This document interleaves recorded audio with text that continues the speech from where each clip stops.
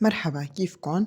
اليوم أنا حابة أحضر معكم هي الوصفة، شفتها بصراحة من يومين على الفيس وكتير لفتت نظري وحسيتها كتير سهلة ولذيذة وطيبة وسريعة كمان، وموادها متوفرة بكل بيت، يعني إذا اشتهيت الحلا فورا بتقومي.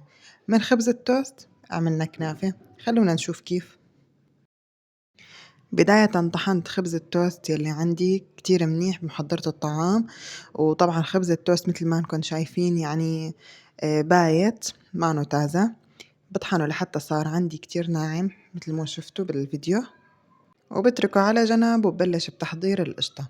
هلأ هي القشطة بصراحة كتير طيبة وكتير يعني ظريفة وبديل كتير ممتاز عن القشطة المعلبة.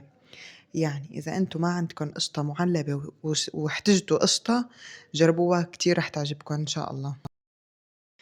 مثل ما شفتوا عندي 3 أكواب من الحليب، حطيت على كل كوب معلقة نشا وبس غليت، طبعا حركتها على البارد، بس غليت حطيت جبنة كريمية، حبتين من جبنة الكريمية، وممكن تضيفوا قشطة إذا متوفر، مو متوفر خلص مثل بعضها، وحطيت مكعب زبدة صغير. بعد ما خلصت القشطة غطيتها وتركتها على جنب لحتى تبرد على مهل، وبنرجع للكنافة. مثل ما شفتوا معي حطيت معلقتين من السمنة الطيبة وشوية كركم من شان اللون ومعلقة من السكر، معلقة كبيرة يعني مقاطعة، وبعدين اجيت لحتى احركهم بايدي هيك خلطهم مع بعض افركهم يعني. حسيت الموضوع صعب شوي فرجعتهم على المحضرة وخفقتهم. خلطتهم منيح وطلعوا تمام معي.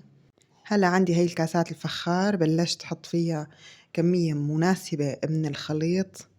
حطيت 3-4 معالق يعني بكل كاسة مثلا، وبعدين بلشت اضغطهم.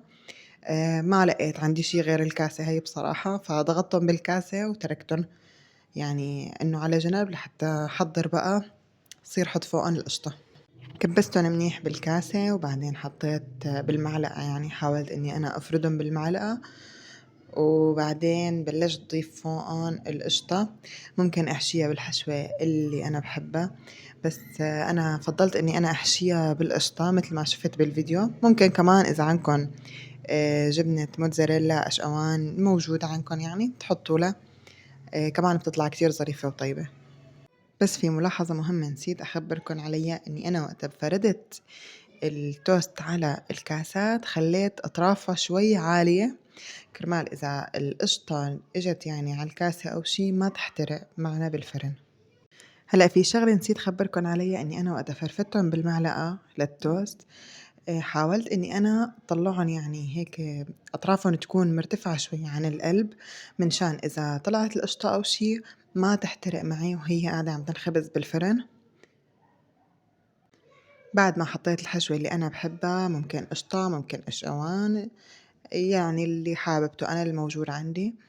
حطيت طبقة تانية من التوست وفرفتها شوي شوي بالمعلقة مثل ما هلأ عم بتشوفوا، وبعدين على الفرن، فرن محمى مسبقا. بضيفن من الرف السفلي بس لحتى يتحمر من أطرافه، بعدين بنقله على الرف العلوي. وهيك صارت أكلتنا جاهزة بعد ما تحمرت. وهلأ بضيف عليها القطر البارد. طبعًا الأكلة بصراحة كتير طيبة ولذيذة وحل سحري وسريع للي حابب يعني أكلة حلو وسريعة بهالليل ما عنده مواد، ولكن اعتماد كلي على نوعية السمنة، لازم السمنة تكون طيبة. وهلأ هيك خلص فيديو اليوم. إذا عجبكم الفيديو لا تنسوا اللايك والاشتراك، ولا تنسوا تكتبوا تعليق حلو تاخدوا عليه أجر لو حدا غيركم قرأه. وسلام.